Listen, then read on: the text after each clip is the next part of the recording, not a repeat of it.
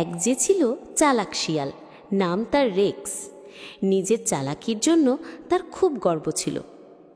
একদিন জঙ্গলে ঘুরতে ঘুরতে সে দেখল একটা গাছের উঁচু ডালে এক টুকরো মাংস ঝুলছে। দেখেই তার জিভে জল এসে গেল। কিন্তু সমস্যা হলো ডালটা এত উঁচুতে যে লাফ দিয়ে নাগাল পাওয়া যাচ্ছিল না।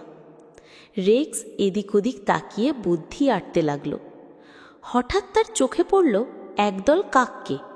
সে মরা সেজে মাটিতে শুয়ে পড়ল, যেন তার নিঃশ্বাসও বন্ধ হয়ে গেছে। কাকগুলো ভাবল শিয়ালটা মরে গেছে। তারা উৎসব করতে করতে নিচে নেমে এলো। যেই না একটা কাক রেক্সের কাছে এসেছে, সে লাফ দিয়ে উঠে কাকটাকে ধরে ফেলল। ধরা পড়া কাকটা তো ভয়ে কাঁপতে শুরু করলো। রেক্স তাকে বলল, যদি বাঁচতে চাস তাহলে ওই গাছের ডাল থেকে মাংসের টুকরোটা আমাকে পেড়ে দে। কাকটা ভয়ে ভয়ে উড়ে গিয়ে মাংসের টুকরোটা নিয়ে এলো। রেক্স মজা করে মাংসটা খেলো আর কাকটাকে ছেড়ে দিল। কিন্তু গল্পটা এখানেই শেষ নয়। দূর থেকে সব কিছু দেখছিল এক বুড়ো পেঁচা। সে উড়ে এসে রেক্সকে বলল, তুমি তোমার বুদ্ধির জোরে খাবার তো পেলে, কিন্তু একজন অসহায়কে ভয় দেখিয়ে কাজটা কি ঠিক করলে?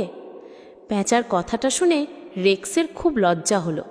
সে বুঝতে পারল শুধু বুদ্ধি থাকলেই হয় না, তার সঠিক ব্যবহারও জানতে হয়। কেমন লাগলো আমার আজকের গল্প? যদি আপনাদের মন ছুঁয়ে গিয়ে থাকে তাহলে এই ছোট্ট পরিবারে যোগ দিতে চ্যানেলটাকে সাবস্ক্রাইব করে বেল আইকনটা বাজিয়ে দিন। কে জানে, পরের গল্পে হয়তো আপনার জন্যই চমৎকার কিছু অপেক্ষা করছে।